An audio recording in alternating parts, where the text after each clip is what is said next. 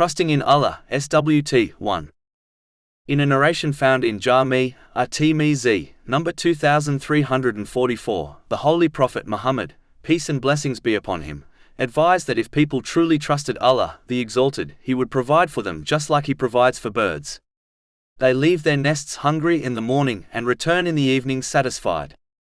Truly trusting in Allah, the Exalted, is something which is felt in the heart but is proven through the limbs, meaning, when one sincerely obeys Allah, the Exalted, by fulfilling His commands, refraining from His prohibitions, and by facing destiny with patience according to the traditions of the Holy Prophet Muhammad, peace and blessings be upon him. Chapter 65 at Talaq, verse 3. And whoever relies upon Allah, then He is sufficient for him. The aspect of trust which is internal involves firmly believing that only Allah, the Exalted, can provide one with beneficial things and protect them from harmful things both in worldly and religious matters. A Muslim understands that the source of giving, withholding, harming or benefiting is none other than Allah, the Exalted. A Muslim truly believes that everything that occurs within their life, which Allah, the Exalted, alone decides, is best for everyone involved, even if this is not obvious to them and others. Chapter 2 Al-Baqarah, verse 216. But perhaps you hate a thing and it is good for you, and perhaps you love a thing and it is bad for you. And Allah knows while you know not. It is important to note that truly trusting in Allah, the Exalted, does not mean one should abandon using the means which Allah, the Exalted, has provided, such as medicine. As the main narration under discussion clearly mentions that the birds leave their nests actively searching for provision. When one uses the strength and means provided by Allah, the Exalted, according to the teachings of Islam, they are undoubtedly obeying and relying on Him. This is in fact the outward element of trusting in Allah, the Exalted. This has been made clear in many verses and narrations. Chapter 4 An-Nisa, verse 71. O you who have believed, take your precaution.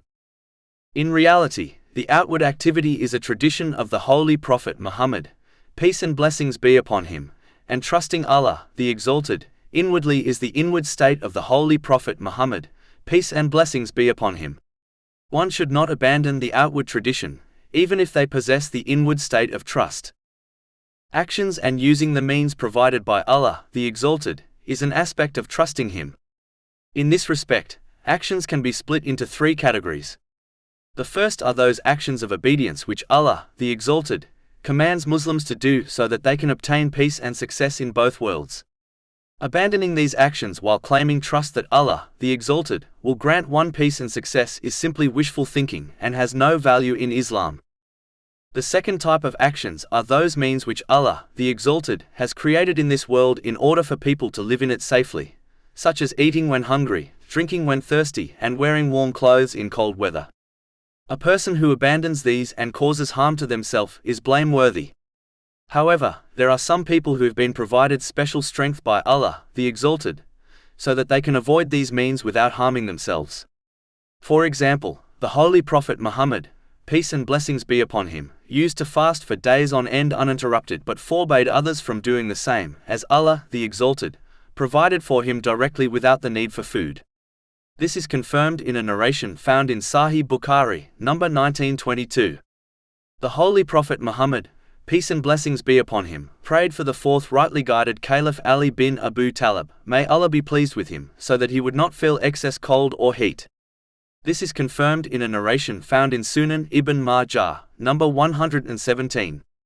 Therefore, if a person turns away from these means but is provided with the strength to endure without failing in their duties to Allah, the Exalted, and people, then it is acceptable, otherwise it is blameworthy.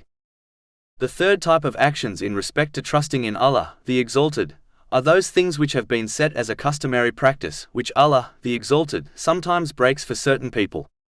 An example of this are the people who become cured of illnesses without the need of medicine. This is quite common, especially in poorer countries where medicine is difficult to obtain.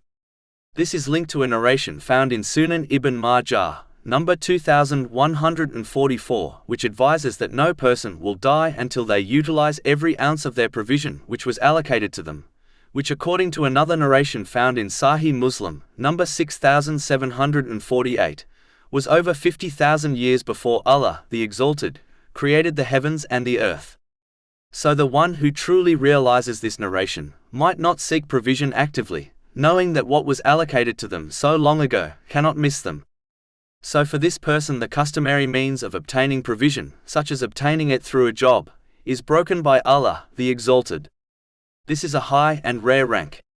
Only the one who can behave in such a manner without complaining or panicking, nor expecting things from people, is free of blame if they choose this path.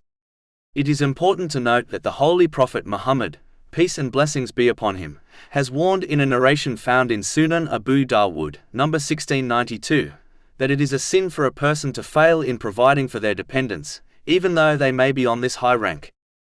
Though it is important to note that using the means one has been granted, according to the teachings of Islam, is far better than abandoning them, as nothing is superior to the way of the Holy Prophet Muhammad, peace and blessings be upon him. Chapter 3 Ali Imran, verse 31. Say, Prophet Muhammad, peace and blessings be upon him, if you should love Allah then follow me, so Allah will love you and forgive you your sins. Having real trust in Allah, the Exalted, leads to being content with destiny. Meaning, whatever Allah, the Exalted, chooses for one, they accept without complaint and without desiring things to change, as they firmly trust that Allah, the Exalted, only chooses the best for His servants. Chapter 2 Al-Baqarah, verse 216. But perhaps you hate a thing and it is good for you, and perhaps you love a thing and it is bad for you. And Allah knows while you know not. To conclude, it is best to follow the traditions of the Holy Prophet Muhammad, peace and blessings be upon him, by using the lawful means one has been granted according to the teachings of Islam, firmly believing they are from Allah, the Exalted, and trust internally that only what Allah, the Exalted, decides will occur, which is undoubtedly the best choice for each person involved, whether they observe and realize this or not.